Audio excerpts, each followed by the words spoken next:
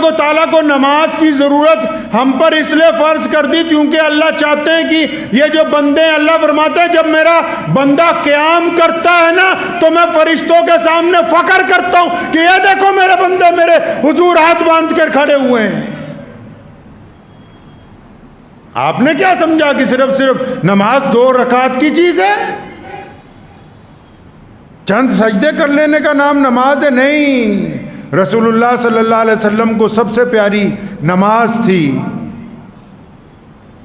آخری وقت میں بھی امت کو بار بار کہا دیکھو نماز نہ چھوڑ دینا۔ لیکن کیوں بار بار کہتے ہیں؟ کیونکہ رسول اللہ صلی اللہ علیہ وسلم کو بھی پتہ ہے اللہ تبارک و تعالیٰ نے اسی لیے نماز ہمارے اوپر فرض کی گئی۔ کیوں فرض کی گئی؟ کیونکہ اللہ چاہتے ہیں کہ یہ نماز پڑھنے والے لوگ اچھے بن جائیں۔ اکثر میں لوگوں کو کہا کرتا ہوں بھی اچھا آپ کس کو سمجھتے ہیں؟ اچھے کپڑے پہننا، اچھی سواری رکھنا، اچھا گھر بنانا، اچھا کاروبار کرنا، اچھی شکل ہو جانا، یہ اچھا نہیں ہوتا۔ جو اپنے ماں باپ کی اطاعت کرتا ہو وہ اچھا ہوتا ہے۔ جو کاروبار میں حلال اور حرام کی تمیز باقی رکھتا ہو وہ اچھا ہوتا ہے۔ جو کسی کی ماں بہن بیٹی کو دیکھنے کے بعد زنا کا ارادہ نہ کرتا ہو وہ اچھا ہوتا ہے۔ جو اپنے بیوی بچوں کے ساتھ صلہ رحمی سے پیش آتا ہو وہ اچھا ہوتا ہے۔ جو اپنے پڑوسی کے ساتھ بھائیوں کا تعلق رکھتا ہو وہ اچھا ہوتا ہے۔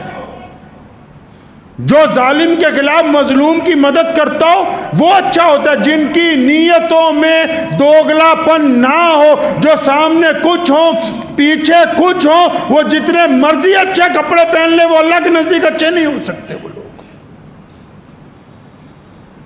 آپ نماز کے مقصد کو تو سمجھیں، نماز کی وجہ تسمیہ کو تو سمجھیے آپ کہ نماز تو اس لیے فرض کی گئی، اللہ نمازی کو اچھا بنانا چاہتے ہیں۔ اب ایک بندہ نماز بھی پڑھتا ہے، جھوٹ بھی بولتا ہے، نماز بھی پڑھتا ہے، زنا بھی کرتا ہے، نماز بھی پڑھتا ہے، شراب بھی پیتا ہے، نماز بھی پڑھتا ہے، بے حیائی بھی کرتا ہے، نماز بھی پڑھتا ہے، بدماشی بھی کرتا ہے۔ اس کو خود پتہ ہونا چاہیے کہ یہ نماز نہیں ہو رہی، یہ نماز نہیں ہے۔ قرآن نے کہا کہ یہ ریاکاری کر رہا ہے، یہ دکھا دکھا کے نمازیں پڑھ رہا ہے، یہ اس کے منہ پر مار دی جائے گی یہ نماز نہیں ہے۔ مسجد تو بنا دی شب بھر میں، ایمان کی حرارت والوں نے، من اپنا پرانا پاپی ہے برسوں سے نمازی بن نہ سکے۔ نماز دین کا ایک اہم ستون ہے۔ نماز بندے اور رب کے درمیان ایک مضبوط تعلق کا نام ہے۔ نماز وقت کی پابندی کا درس دیتی ہے۔ نماز نیتوں میں اخلاص پیدا کرتی ہے۔ نماز قوم میں اتفاق کا ذریعہ ہے۔ نماز اللہ تبارک و تعالیٰ کی مدد حاصل کرنے کا طریقہ ہے۔ نبی اکرم صلی اللہ تعالیٰ علیہ وسلم نے ارشاد فرمایا کہ نماز میری آنکھوں کی ٹھنڈک ہے۔ نماز کی حقیقت کیا ہے؟ نماز کیوں فرض کی گئی؟ نماز پڑھائی کیوں جاتی ہے؟ نماز کس طرح پڑھنی چاہیے؟ نماز کی روحانیت کیا ہے؟ نماز کی بنیاد کیا ہے؟ نماز کی اصلیت، نماز کا وہ طریقہ جو نبی اکرم صلی اللہ علیہ وسلم نے بتایا۔ نماز کا مقصد نماز پڑھنے کی وجہ. اب یہ ساری باتیں مسلمانوں نے چھوڑ دی. اب تو بس اتنا پتہ ہے کہ وضو میں کتنے فرائض ہیں، نماز میں کتنے فرائض ہیں، کتنی بار سبحان اللہ پڑھنا ہے، کتنی بار الحمدللہ پڑھنا ہے. یہ فروعی مسائل ہیں، فتوے اپنی جگہ درست ہیں، جائز ہیں، لیکن نماز پڑھنی کیوں ہے؟ قرآن پاک نے نماز کا ذکر کس انداز سے کیا؟ نمازیوں کو اللہ تعالیٰ نے کن القابات سے نوازا ہے؟ کن خرابیوں کی طرف اللہ تعالیٰ نے توجہ دلوائی نمازیوں کی کہ یہ کام نہ مت کرو تم؟ کیونکہ بدقسمتی سے بھارتی مسلمان اب قرآن نہیں پڑھتے، یہ ناظرہ پڑھتے ہیں صرف. اور یہ اتنے عقل مند ہو گئے نعوذ باللہ، یہ کہتے ہیں اگر قرآن پڑھیں گے تو سمجھ نہیں آئے گا. جی ہاں بھائی، جب پڑھو گے تو حلوہ بننا بند ہو جائے گا تمہارا. فالتو کے جو چوچلے بازیاں شروع کر رکھی ان کو خطرہ ہو جائے گا. اللہ تعالیٰ نے نمازیوں کے لیے خاشعون کا لقب پسند کیا.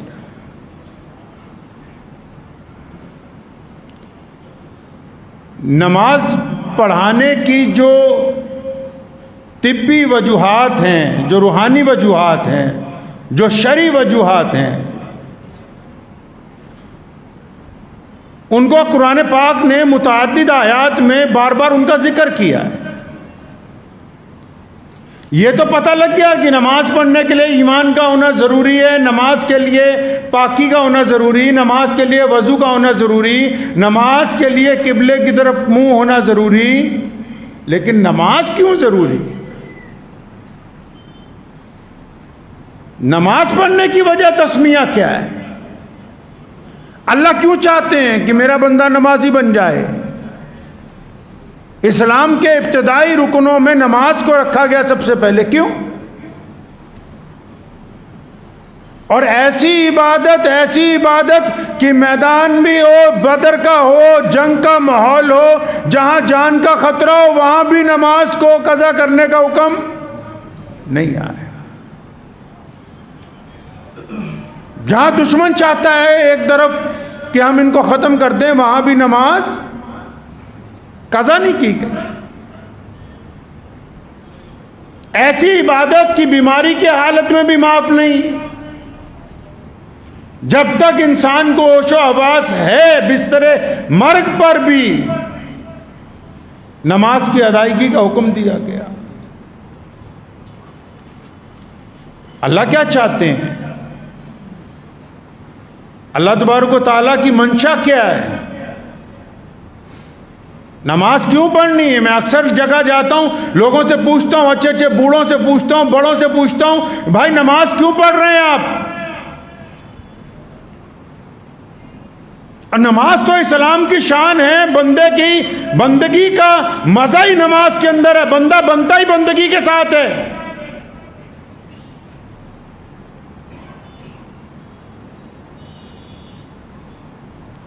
لیکن متعدد وجوہات لوگ بیان کرتے ہیں. نماز فرض ہے، ٹھیک ہے فرض ہے. نماز اللہ کی رضا کے لیے، ٹھیک ہے اللہ کی رضا کے لیے. نماز سنت ہے حضور صلی اللہ علیہ وسلم کی. نماز نبی اکرم صلی اللہ علیہ وسلم نے سکھائی ہے ہمیں.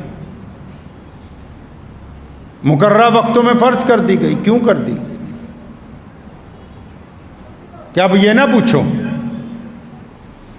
اب تو بس یہ پوچھو کہ رفعتین میں نماز ہوگی کہ نہیں ہوگی. اب تو بس جھگڑا اس بات کا ہے کہ صفیں کس طرح درست ہوں، کس طرح درست نہ ہوں. اب ان مسائل پہ جھگڑا ہے کہ جن مسائل میں اتنی رعایت ہے کہ تھوڑا بہت آگے پیچھے ہو جائیں تو تب بھی نماز ہو جاتی ہے. لیکن اب تو گاڑی بس وہیں پہ پھنس گئی. لیکن نماز پڑھنی کیوں ہے؟ فرض کیوں گئی؟ یہی نماز کی حقیقت کیا ہے؟ نماز کا منشا کیا ہے؟ اللہ نمازی سے چاہتے کیا ہے؟ قرآن پاک نے بڑی خوبصورتی کے ساتھ کہا کہ اللہ تعالیٰ چاہتے ہیں کہ نمازی بندہ متقی بن جائے. چھوٹا سا لفظ کہ نمازی کیا بن جائے؟ متقی بن جائے. میں پنجابی جی کہاں متقی کینوں کہندے بھئی چنگا بندہ بن جائے. کی بن جائے؟ چنگا بن جائے. اور خاشعون کا لقب اللہ تعالیٰ نے نمازیوں کے لیے استعمال کیا قرآن پاک میں. اگر اس کو بھی پنجابی میں ترجمہ کروں کہ نماز ایدا پڑھو کہ رج جاوے بندہ، دل بھر جائے، اس کا دل نیکیوں سے بھر جائے. متقی بن جائے، دل نیکیوں کے ساتھ بھر جائے اس کا. اب پتہ یہ لگا کہ نماز کے جو ضروری فضائل ہیں، وضو جس میں شامل ہے، پاکی جس میں شامل ہے، قبلے کی طرف کھڑے ہونا شامل ہے، وہ تو ضروری ہیں. وہ تو مصلی تک پہنچنے کی جو ضروریات ہیں، وہ تو جانماز تک پہنچنے کی ضرورتیں ہیں. لیکن اللہ اکبر کی نیت سے پہلے دل کا وضو ہونا ضروری ہے. اب جن کی نیتیں پاک نہیں ہیں ان کی نماز جو ہے وہ مکمل نہیں. فویل للمصلین، خرابی ہے ان نمازیوں کے لیے. غیر نمازیوں کی تو ابھی بات ہی نہیں کی. ابھی تو قرآن کہہ رہا ہے کہ ان نمازیوں کے لیے خرابی ہے جو نماز کے اندر بے ایمانی کرتے ہیں، نماز کے اندر خرافات کر رہے ہیں، نماز جن کی درست نہیں ہے، نماز کے اندر چوری کر رہے ہیں. ایک صحابی رسول نبی علیہ الصلوۃ والسلام مسجد نبوی میں تشریف فرمائے. وہ آئے، انہوں نے نیت باندھی، نماز پڑھی. نماز پڑھ کے نبی علیہ الصلوۃ والسلام کو جب سلام پیش کیا، فرمایا دوبارہ نماز پڑھ کے آؤ. پھر گئے، نماز پڑھی، پھر آئے، رسول اللہ نے پھر کہا دوبارہ پڑھو. دوسری بار پڑھی، پھر آئے، رسول اللہ نے پھر کہا دوبارہ پڑھو. تیسری بار پڑھ کے آئے، رسول اللہ نے پھر کہا چلو واپس، پھر نماز. بڑی عاجزی سے عرض کی یا رسول اللہ مجھے تو آتی نہیں، کس طرح پڑھوں؟ محمد رسول اللہ نے فرمایا اللہ اکبر کہہ کے جب تک قیام میں تسلی نہ ہو جائے دل کو. ہمارے ہاں تو 2-3 طرح کے نمازی ہیں نا جی. ہمارے ملک میں 2-3 طرح کے نمازی ہیں. ایک تو وہ جو نماز پڑھتے ہی نہیں، عید اور جمعے کی پڑھتے ہیں. میرے والد صاحب مرحوم شیر اسلام مولانا حبیب الرحمن لدھیانوی رحمۃ اللہ علیہ کے پاس میں ہمیشہ بیٹھتا تھا. تو ایک صاحب آئے تو کہا حضرت نکاح پڑھوانا آپ سے ہی.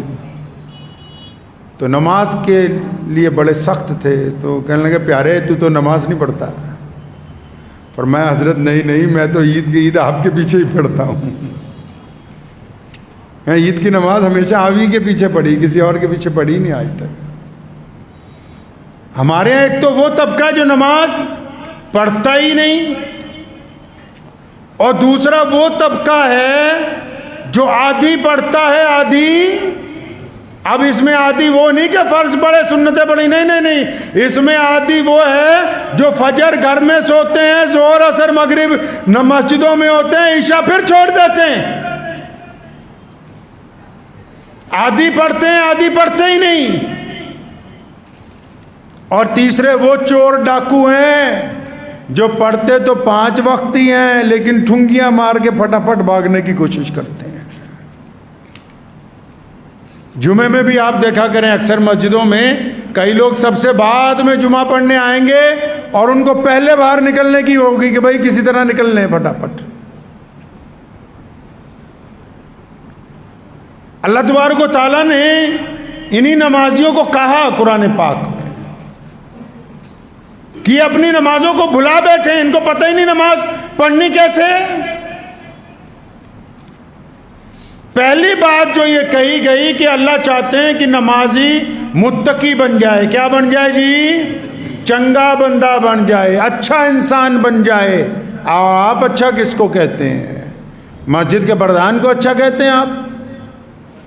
کہ بڑھیا کوئی اچھے بہترین کپڑے والا بہترین لباس کسی نے پہن رکھا ہو، سر پہ پگڑی باندھ رکھی ہو، اچھی داڑھی رکھی ہو، وہ اچھا ہے؟ آپ نے اچھے کی تشریح کیا کی ہے؟ جس کے پاس گاڑی مہنگی ہو، جوتے مہنگے پہنتا ہو، گھڑی مہنگی پہنتا ہو، آپ اچھا کس کو سمجھتے ہیں جی؟ اچھا بندہ کیسا ہوتا ہے؟ اللہ تبارک، میں ایک دفعہ یہاں قریبی ایک شہر ہے، وہاں نماز پڑھی میں نے زور کی، تو امام صاحب نے 20 منٹ میں نماز پڑھائی. میں نماز پڑھتی ان کو پوچھا بھائی کیا آفت آ گئی؟ اگر یہ متولی کہتا ہے بڑے آرام سے نماز پڑھو، کیونکہ یہ مجھے نوکری سے نکال دے گا، اس لیے پھر میں نے سوچا خوب اطمینان سے اللہ کے بندے، جو بندہ مصلی پر کھڑا ہو گیا اس کو تو بڑی نماز پڑھانے کی اجازت ہی نہیں ہے. پیچھے بچے بھی ہیں، بوڑھے بھی ہیں، بیمار بھی ہیں، تندرست بھی، ہر طرح کے لوگ ہیں. اسی لیے تو حکم ہوا کہ ہلکی پھلکی نماز پڑھو. جس نے اپنے نفل پڑھنے، رات کو تہجدیں پڑھنی، ساری رات قیام کرتا رہے، اس کو کسی نے نہیں روکا.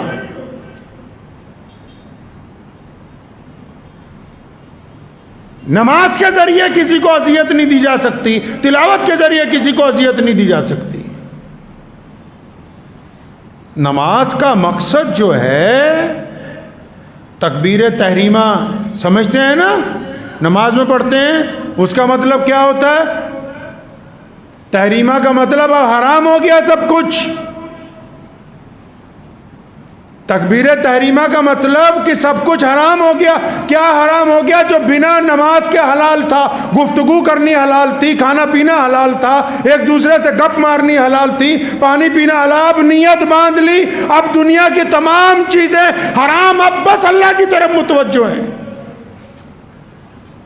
اب توجہ اللہ کی طرف چاہیے. اب ہمارے یہاں نمازی جو ہیں، ایک تو وہ جو نماز پڑھتے ہی نہیں، دوسرے وہ جو آدھی پڑھتے ہیں آدھی نہیں پڑھتے، تیسرے وہ جو نماز پڑھتے ہیں لیکن ماشاءاللہ اتنی تیز رفتاری سے پڑھتے ہیں کہ یہی پتہ نہیں لگتا نماز شروع کب ہوئی تھی اور ختم کب ہو گئی. قرآن نے کہا نا کہ اللہ کی مدد کو پکارو نماز کے ساتھ، صبر کے ساتھ اور نماز کے ساتھ، لیکن یہ دونوں کام مشکل ہیں. قرآن نے کہا کہ اللہ کی مدد کو پکارو صبر اور نماز کے ساتھ، لیکن یہ دونوں کام مشکل ہیں. ہم چاہتے ہیں کہ جلدی جلدی ہو جائے. نماز تو ایک ایسا ذریعہ ہے جو محمد رسول اللہ جس دن بدر کے میدان میں پہنچے، آپ اندازہ لگائیں 313 صحابہ، سامنے کی طرف ہزاروں دشمن ہیں. اب صبح کو جب جنگ ہونی، ساری رات دشمن ہتھیار تیز کرتا ہے، ساری رات دشمن صفیں درست کرتا ہے، ساری رات دشمن اپنی فوجیوں کی لائنیں لگاتا ہے، ساری رات دشمن مورچہ بندی کرتا ہے. محمد رسول اللہ ساری رات نماز کے اندر گزارتے ہیں، کیونکہ طاقت اللہ کے پاس ہے، فتح اور نصرت کا فیصلہ اللہ کرتے ہیں، اس لیے ساری رات نماز کے اندر گزار دی.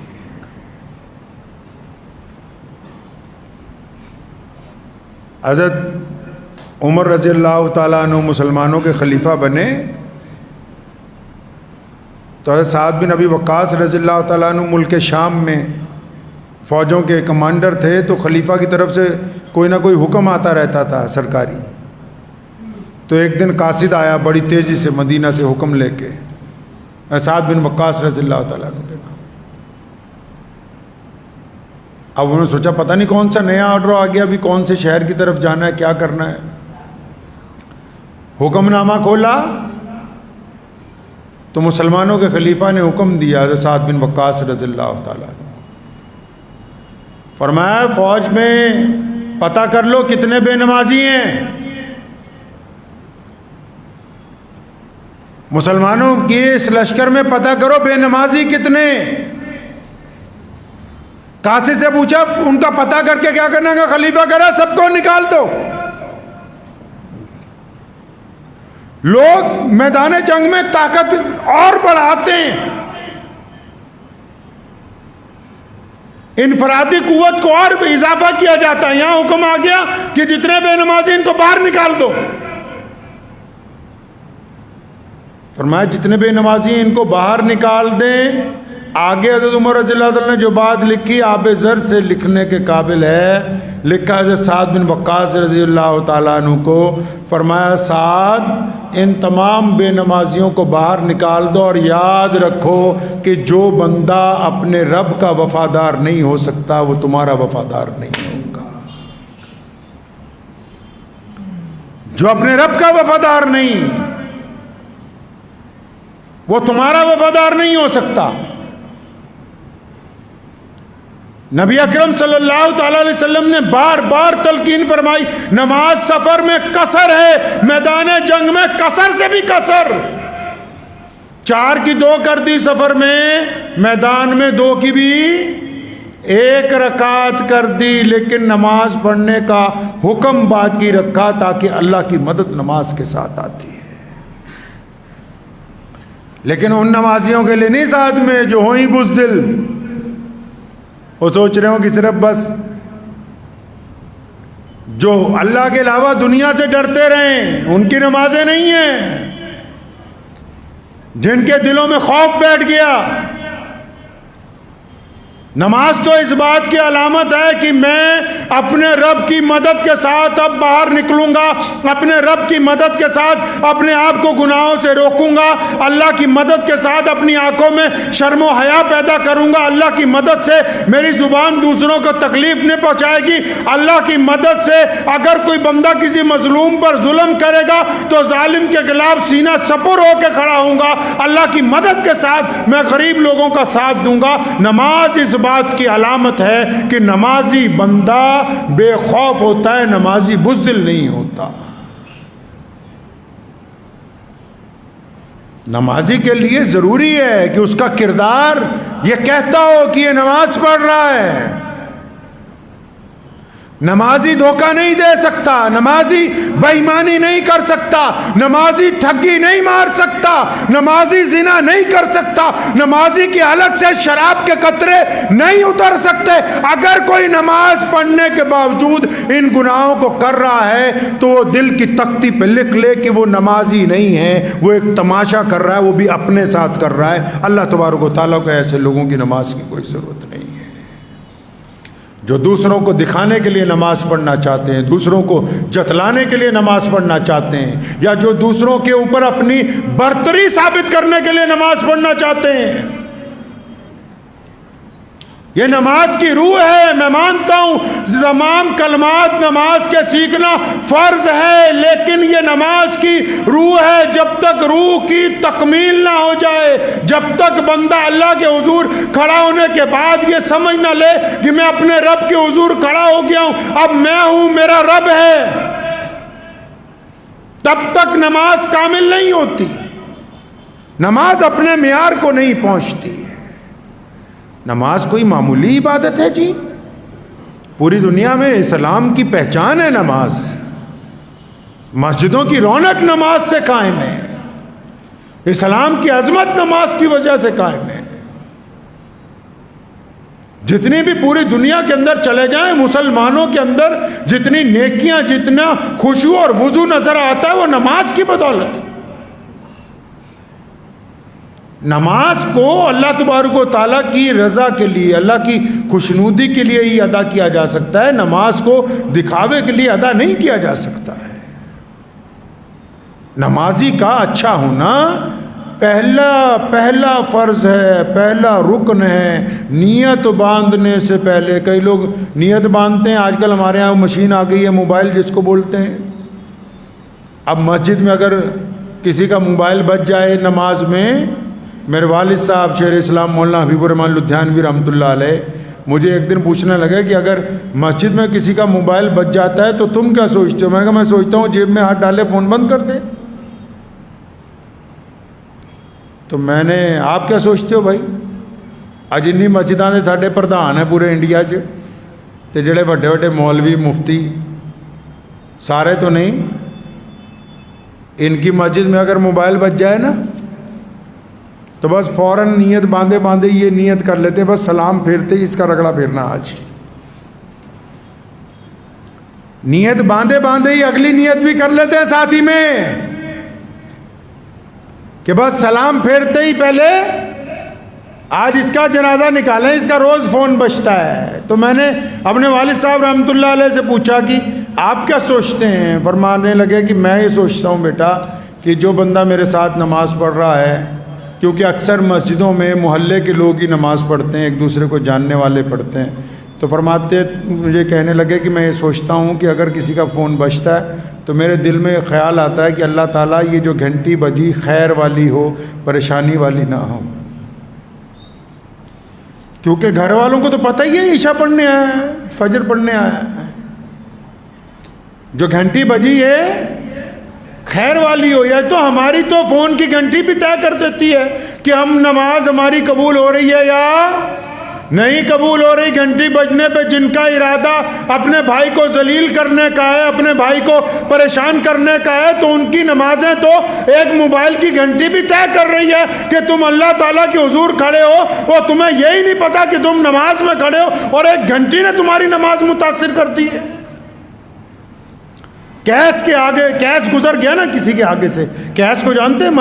مجنو گزر گیا کسی نمازی کے آگے سے، بہت آگے سے گزرا، تو اس نمازی نے سلام پھیرتے جا کے مجنو کا گریبان پکڑ لیا۔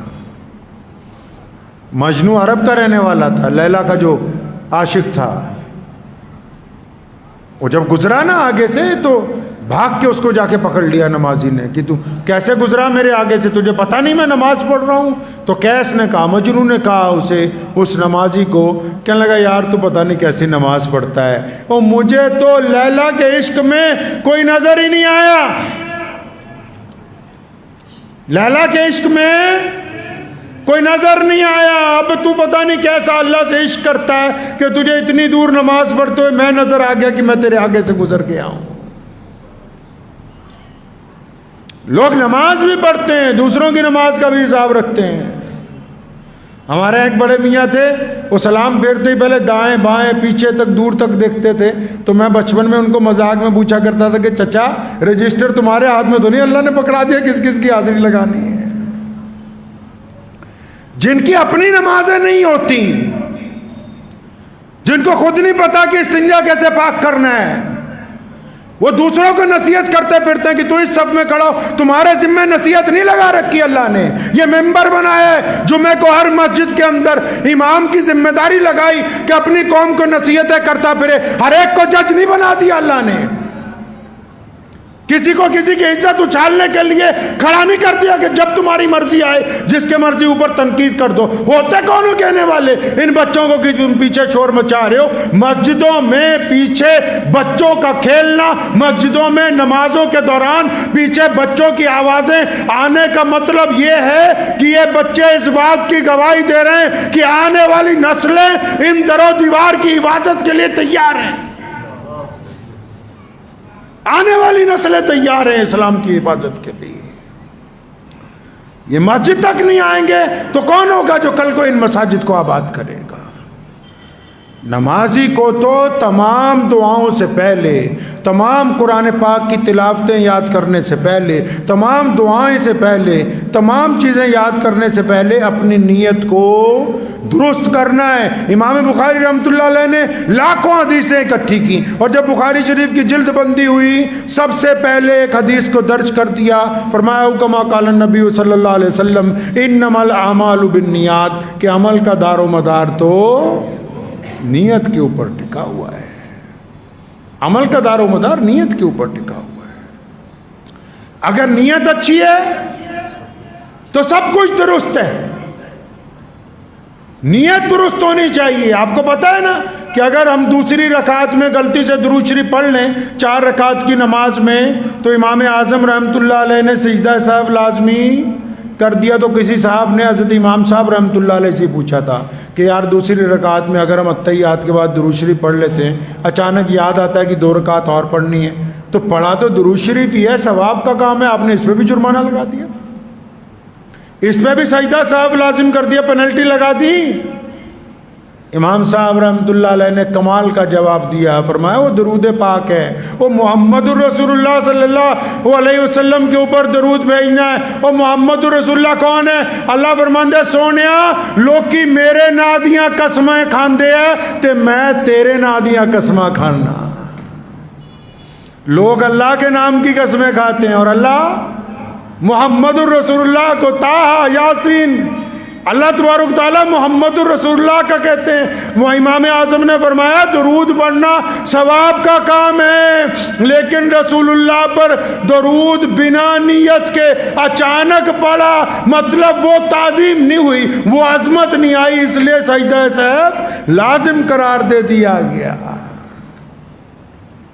نماز ویسے پڑھو جس طرح رسول اللہ صلی اللہ علیہ وسلم نے بتایا ہے، اور رسول اللہ صلی اللہ علیہ وسلم کی جو نماز ہے، رسول اللہ نے ہمیں حکم دیا کہ نماز میں صداقت ہونی چاہیے، نماز میں ایمانداری ہونی چاہیے، نماز میں دیانتداری ہونی چاہیے، نماز میں توجہ ہونی چاہیے، تمام چیزیں اپنی جگہ، رکوع و سجود اپنی جگہ، لیکن نماز کے اندر نیت کا اخلاص سب سے پہلے ضروری ہے۔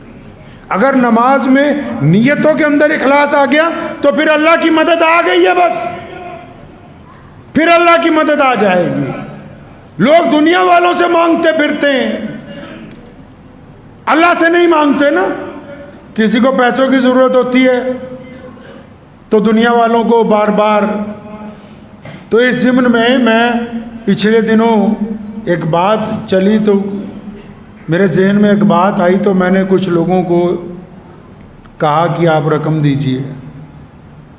تو دوسری دفعہ جب میں کہنے لگا، پھر میں نے سوچا اللہ اور اس کے رسول صلی اللہ علیہ وسلم کے متعلق اس متعلق کیا کہتے ہیں۔ تو قربان جاؤں، میں ڈاکٹر اسرار صاحب کا میں بیان سن رہا تھا، فرمانے لگے ایک دفعہ کسی کو مدد کے لیے کہہ دو تو جائز ہے، دوسری دفعہ کہہ دو یاد دلانے کے لیے تو بھی تھوڑا جائز ہے، تیسری دفعہ حرام ہے۔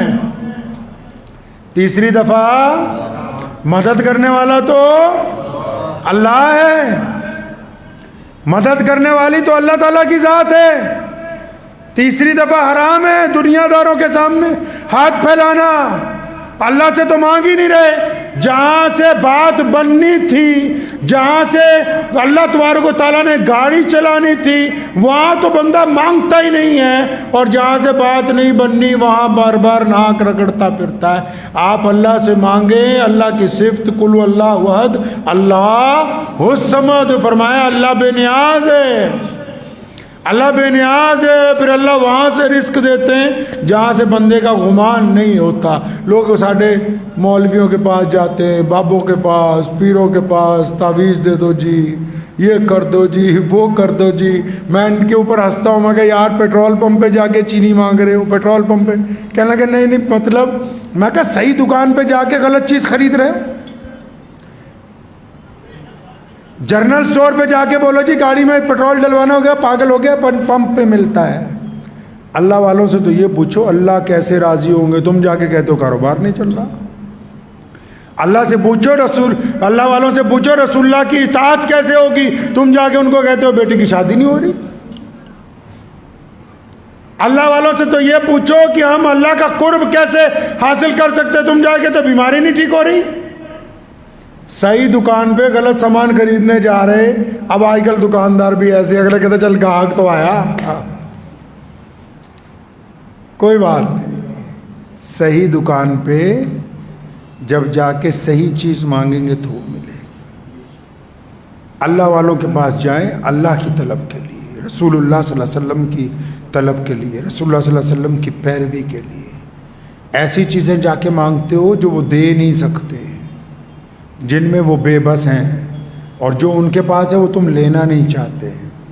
اگر اللہ اور اس کے رسول کی رضا حاصل کریں گے تو اللہ آپ کو عزتوں سے نوازیں گے، اور ایسی عزتیں عطا ہوں گی کہ دنیا میں بھی تمام چیزوں سے آپ غنی ہو جائیں گے، اور آخرت میں بھی اللہ آپ سے راضی ہو جائیں گے۔ دعا کیجئے، وقت بھی ہو گیا۔ اللہ تعالیٰ مجھے آپ سب کو ان باتوں پہ عمل کی توفیق عطا فرمائے۔ وآخر دعوانا ان الحمدللہ رب العالمین۔